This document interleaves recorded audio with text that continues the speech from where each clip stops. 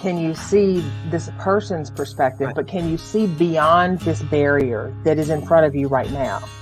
And we do get to that place of gratitude and actually appreciation. Now, it takes us refusing to stay in a victim mindset in order to do that. We ain't no victims here. Not today, not today. No. How are you, my friend? We missed you last week. I missed you miss you last week. too. Yeah. I am back in the saddle, so to speak. So yes, recovered and feeling well.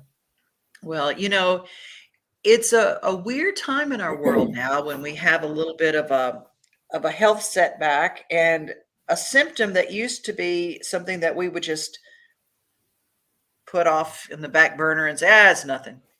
Now we kind of worry about those things, and we kind of not worry, that's not the right word. But we think about things differently when it comes to our health after what we've been through as a world. Don't you think? Oh yeah, I do. I do. I think that we've had a year to be, or a couple of years now, I guess, to be hyper aware. And so now we are incredibly aware. So also, I guess a good thing to it is just, when you're not feeling well, just to say, you know what, I can't do this right now. And I'll do it when I can. Because for many, many years, many of us, we don't do that. We just push through it. We keep on going. And then the big kahuna says, I tried to get you to slow down. You didn't. So I'm going to take your ass out. And that's what happens. Yeah, it is what happens. It's what we go through. And we were talking about something before we went on air. And today's show is about clearing the mental clutter, about our spring cleaning. And that's our houses, that is our surroundings, it is our lives, it is our to-do list, it is our head. We get stuff all caught up in our heads, and it's like, getting rid of the clutter in our heads is probably the most difficult, and albeit our homes are a lot. Well, I think too, because we can be distracted in so many different ways, mentally or emotionally. We can be distracted, and so when we're distracted by so many different things, what happens is nothing really becomes a priority, but we don't lose the sight that it is a priority. So we get a lot of little priorities, and then everything starts to feel overwhelming, and then we get foggy brain, and then we're overwhelmed and we don't want to move. Okay, that's a little bit in all honesty, that's kind of where I am right now. I mean, I am so overwhelmed this time of year. I mean, I've got paperwork stacked out everywhere for taxes. I've got stuff that I go, my to-do list needs to-do list. And sometimes I just want to go and watch Shamar Moore take his shirt off on SWAT and take a shower because it makes my heart feel better. Leslie joins us. Elizabeth, Bill Porter. Hi, Bill. Haven't seen you in a while. And Candy is with us. And a lot of folks, Elizabeth, yeah, I so get that. We do kind of take mental runaways when we are over cluttered in our head. And we're just talking about, before we went on air, trying to make a lunch date is literally, it's a lot, because you go, I can't get everything done. And what I want more than anything is to come into town. And Teri and I have been trying to make a lunch date for a year. No lie, a year. And I go, well, we do live apart, but still, it's just like, how did time even pass that way? We should have more time now. Well, I think it's also like really getting clear with our priorities, and I tell people all the time, put it on your book, look at your calendar, find a date, put it on the book, and arrange everything else around it. And some people, it's hard to do that. That's your book. That's my book. I'm going to put it on my book. Put down When your we book. finish, I'm gonna put it on my book because you're right. That's step number one is put your priorities in your book. Because Write here's it the down and do that. Yeah. Yeah, because here's the thing: if there's something that we really want to do, and okay, really want to do, we can be overwhelmed with, oh, I got so much to do, and I really want to go. Let's just use example having lunch. I really want to go have lunch, but gosh, I got so much to do. I got to get all this to dos done. Well, if you stand back and you give yourself an eagle's eye view, most of the times what we'll find out is that we've been doing and doing and doing, and we still aren't done. So why not insert something in there that gives your heart, your mind, your energy a breather, a break, and maybe even rejuvenate yourself because you've taken a step away from the to-do list. Amen. I think that and I don't know, you guys can weigh in. Are you ever guilty of not putting life in your book? I put jobs in my book. I put work in my book. I put people in my book that I have to take care of and things I go, oh gosh, I got to finish that project and that project and that project. But I don't put life in my book. It's just as important. Mhm. I mean, it's Yeah. important to schedule. It's unfortunate that we live in a time where we have to schedule everything, right? Because back in the day, we just could do things. We could just do things. Life was a little more carefree. But as we've grown as a society and as if we've gotten busier and busier and busier, you've heard the saying, or I say you've heard the saying, I'm assuming most people have heard the saying that, you know, that you can put the frog in the warm water and just keep Uh-huh. increasing it, and it doesn't know that it's losing itself, that it's Mhm. dying inside that water. That's the same thing that happens to us when we get in a place where we are, I'm busy, I'm busy, I'm busy, I'm busy, I'm busy, I'm busy. We get so used to being busy, even though we don't necessarily want to be busy all the Mhm. time. But Yeah. taking time to do nothing then sounds almost like, I've had people say, well, that's just, I don't have that kind of luxury. I'm like, well, if you can't create your own luxury in your life, who the heck is supposed to create it for you? Okay, y'all, that was like one of those hit me right through the heart kind of a statements that Teri is known to do. But it's true. If I can't give myself permission to have a life, then who else is going to do it? Bill Porter, great teacher, fantastic. Teachers are the most important people in our world. And I took a mental health day today away from the classroom since it was a non-student day. Nice, Good for you, nice. Bill. Yes. Candy, I have two books, one for appointments and one for life, time with friends and to-dos. I love Mm-hmm, that. Yeah, we're getting yeah, Bill, you're getting the thumbs up from everybody. mm-hmm. Elizabeth said, "Amen. Most of my to-do list isn't truly urgent. I can always find time to do the wants. I just have to let myself." Whoo, that's true. Absolutely. Let myself live. Absolutely. We have to be willing, or at least entertain the notion of creating space to do things that um, bring us some sort of break. Not Yeah. necessarily an emotional or mental break, but like just a break in like, ooh, I just, we'll say it all the time. I just need a break. I need a break. And I think I posted this on Instagram some time way back. It said we either take breaks when we need them or they show up when they are most inconvenient. We have them when Woo, they're most inconvenient. We either take a that's break when we need it or we will have one when it is most inconvenient. that is And truth, truth, truth. Regina, take time for me in life. That is good for you. I mean, and I don't say that flippantly. I admire someone who says, I'm going to live my life. Somebody said to me, a ride or die friend, and she's planning her vacation. And I thought to myself, vacation? I haven't had one in 4 years. mm, Not since I went to Ireland in 2020. hmm Okay, so it's 2 years, but it felt like four. I mean, it has been a big year. Sure. Literally. I mean, it's been a lot, and I go, I don't even know what that would be like for me. And Joyce shares, I have to sometimes just make myself do some things for myself, or I get deep in a rut. Mm-hmm. Okay, the other week, has anybody had problems with this? I mean, last week I got hit with a blue day. I mean, I couldn't get out of it. I was just, I wasn't crying. I just literally felt blue, kind of just, I was just sad. I was just overwhelmed with our world and what's going on. And I think it's not putting ourselves in our life.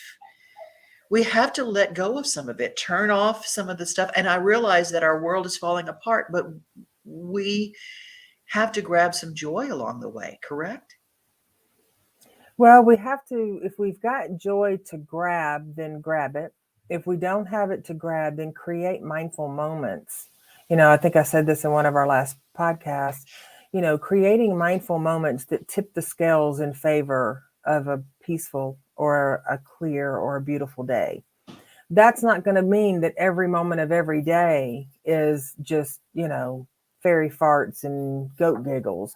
It doesn't mean that that's what that is. It means Mm-hmm. that creating the space, creating the Mm-hmm. space for those things to show up, because they will show up. You can, Amen. they will show up. It's whether or not we have fine tuned our lens to see them and receive them. Otherwise, they just become, you know, we look at the big picture, and sometimes we need to be a little myopic with it. That's one of them big words, What's that? myopic. That's myopic. I love it. Elizabeth says, my biggest frustration about time is with myself. I'm overly organized when doing things for friends, and I can get the do's done quickly. When it comes to being organized for myself, I'm really not. Oh, wow. That's that's it. Candy's in shouting. He's like, yes, Candy, you're really good at it. You put a lot of time in for you. Bill, look who I'm spending part of my mental health day with, Devon. You. I'm glad that you're That's here with sweet. us. Yes, and apparently fairy farts. You're getting some good thumbs up for fairy farts. I actually have fairy whoopee cushions on them at my office that say fairy farts, and I give them to people. Oh, that's great. I I love have it. that, and then I have one that says T-Rex toots, and it's a whoopee cushion too. Oh, I love it. I love it. Joyce, yes, I think I have the seasonal thing, and gloomy days do that to me a lot. But I know what you mean. I have days like that, and I hate it because it's not really my personality. Right, same. I'm usually always in a good mood around people and don't let down and out show up in public. So, Joyce, This is a backup. I knew it. I saw it going. I think did I hear what Joyce said was that she hates herself when this happens? I hate it because it's not really my personality. Yeah. Okay, so in that moment, it actually is our personality. And in that moment, it's okay to have an off moment. It's okay to have a gloomy moment. Where we tend to miss the target is that when we do feel this way, we immediately think there's something wrong with us. We shouldn't be feeling this way. But what if it's just our heart, our mind, our body saying, hey, just slow down? And then we label it with, oh, this is XYZ. And then by labeling it, we can then punish ourselves for it. What if it's just, what? This is a heavy day. Hmm. I don't feel fully myself today, and it's a heavy day. Sometimes we can get away with that. Other times it can be challenging, if we have a busy schedule. But, just like, with Bill, taking time off in the midst of things that are whirling and swirling, that's the best gift that we can give ourselves, because Hmm. there's not going to be too many people knocking our door down going, hey, take some time off. I don't need you to do those 20 things I really want you to do. Wink, wink. You know, we have to be willing to do that for ourselves. Just like Elizabeth said, she's really good with organizing and helping others. But when it comes to her, and if we're not, at the risk of sounding like a broken record, if we're not a best friend to ourselves, if we're not having a truly emotionally intimate relationship with ourselves, we'll never put ourselves first. And we absolutely have the right to do that, to take those breaks when we need them, Mm-hmm. to have those moments that feel heavy and create an opportunity to go out and to do something that you enjoy, you know. Yeah. And seasonally, when it does rain and stuff, some people love the rain. Other people are like, oh my gosh, I can't stand this. But again, in the big picture, it serves a purpose, right? I Mm-hmm. mean, It does. I think that we all have things that hit us, and and it can be an out of the blue feeling, and there is a lot of clutter that we have in our brain. And I think that, I used to be, I used to get joy out of collecting. I would get joy out of things and bringing little gifts into my life and little, you know, and I would see things and they would bring up good memories. And it's just like a light switch came on, and I go, I don't want any stuff anymore. It's weird. I mean, it just happened, and I'm going, I have right now. I spent this weekend putting stuff in boxes, and just I'm like, I'm selling, getting rid of. I'm mostly donating. I'm just like, I'm done. And it just hit me like and I think that a lot of us have, and you back me up on this if it's true. A lot of people, we live in a situation of clutter because it is equal to what is cluttering our brain. And our picture in our living surroundings can become the picture that we carry around in our heads.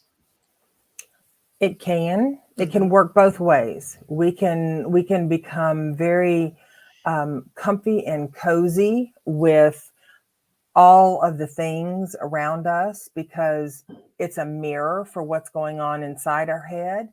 Or there are people who want everything Mm. pristine and dusted and cleaned and it looks great, but inside their head it's a rat race because they're Uh-huh. trying so hard to control the presence of what it looks like. But the problem with that is that all of that control then becomes just as maddening as what's going on inside the head, Yes. you know. Yes.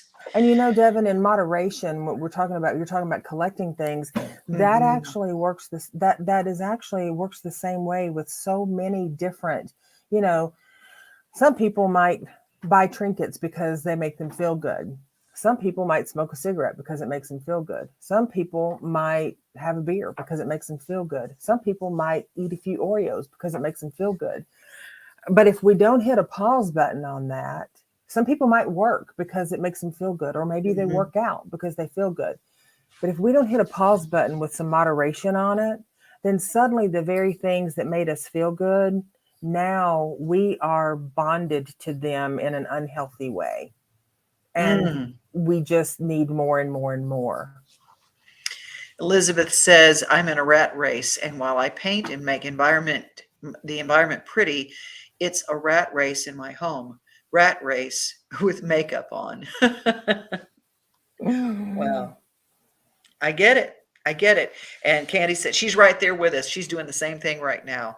It's something that happens when we go, I want to be freer than I am right now. Mm-hmm. And clearer. Sometimes we don't want to give up that. Sometimes we don't want to give up those emotional closets because we've just stored so much stuff in there, right? We've stored all kinds of stuff in there. Most of it is useless. We don't even need it, but we've stored it. And so we don't want to start going through and decluttering because, well, what if I need that again? It's like a kid with a toy box and you open the toy box if they haven't played with that anything in that toy box for how many years. Girl, kid, nothing. I can even say it about myself. I don't have that many clothes. All my clothes, winter, spring, summer, fall, fit in one closet because I refuse. I am past that totes and totes and totes and all over the place thing. Hmm. But I have clothes. I used to have clothes that I would pull out and go, oh, I remember I wore these one time, and because I felt so good in them, I didn't want to You get rid of kept the them. jeans. You know, they were I called them my Porter Wagner jeans. I love those jeans. I ended up giving them to a friend of mine that's in the business, but they were my Porter Wagner jeans. I could put them on and I was just like, ooh, I feel fancy in these jeans. They're my Porter Wagner jeans. I But love it. but you know what? I regifted them. I rehomed them to someone so that my memory's still in my head. It's still in my heart. It's there. It feels good. I can think about those jeans. I can think about those events, and I'm just like, oh, I love that. But I also rehomed them, so now someone else is getting to create their memories with them. That is just awesome. Joyce, I have tons of clutter because I too was a big collector back in the day, and my mother and I have a hard time getting rid of her stuff as well. She's been gone 13 years. I'm going to have to let stuff go.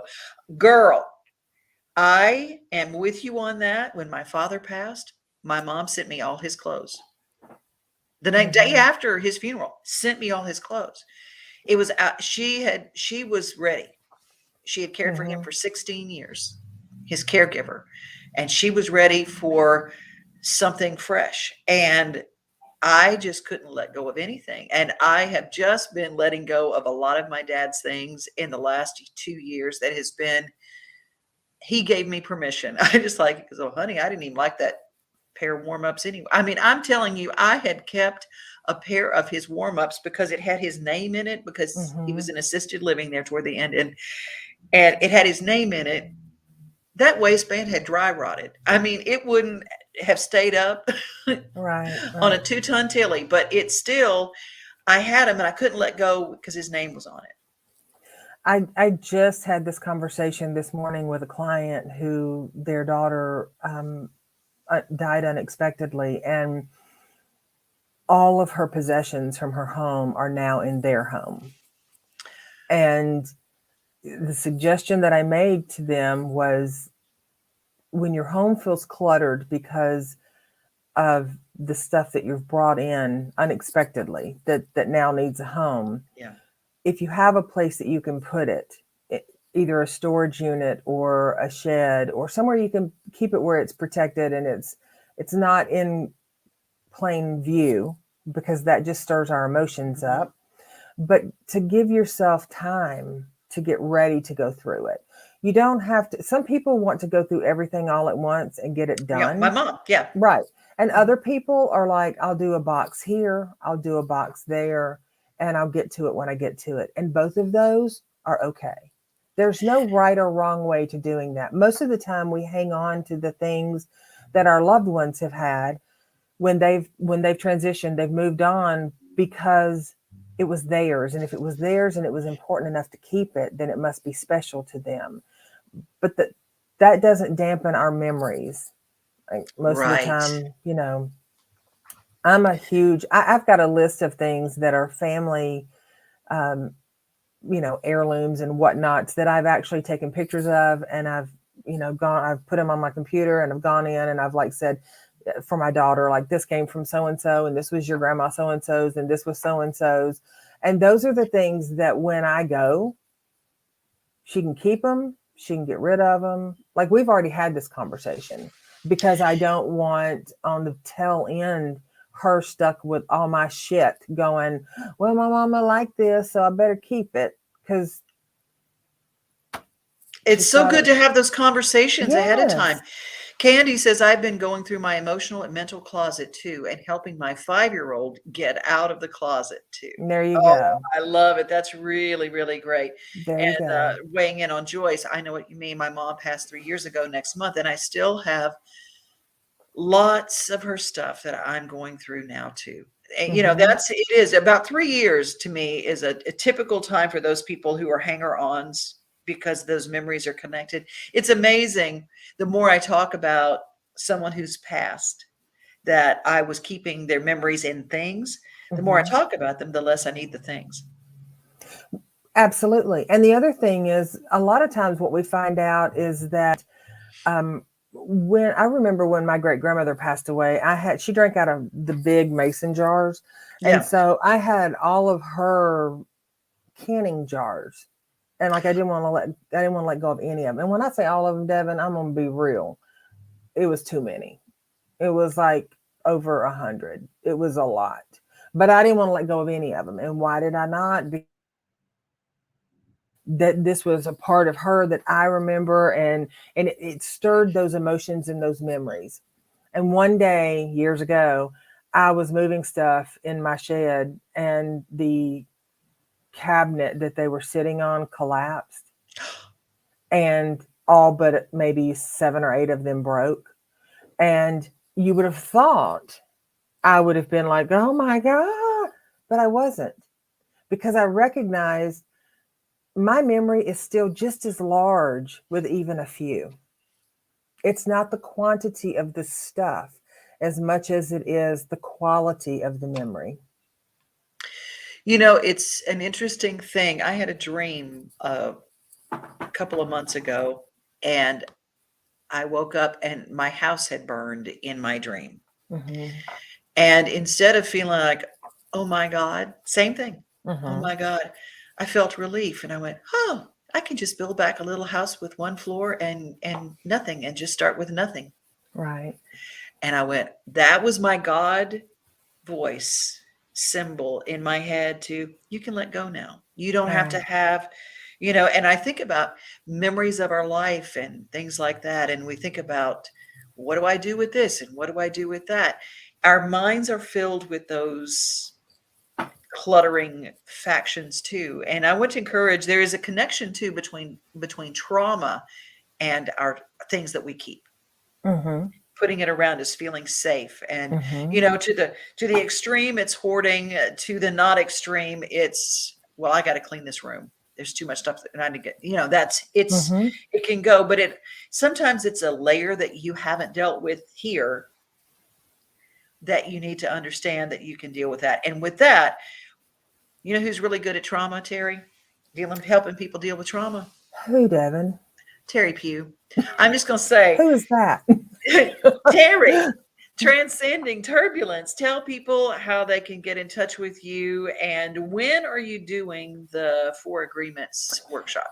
The Four Agreements workshop is going to be Saturday, March the 26th.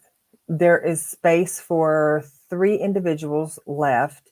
Well, I just heard from somebody today that was going to get back this afternoon, so it might be space for 2 left. Um, it's going to be from 10 to 4 at my office here in Nashville. Right now, there's not a platform for me to do it virtually, so we're going to be doing it live and in person. And if people want information about that, they can call me or text me at 615-513-2700. Thank you, Elizabeth. I'm looking forward to seeing you too. It's going to be great.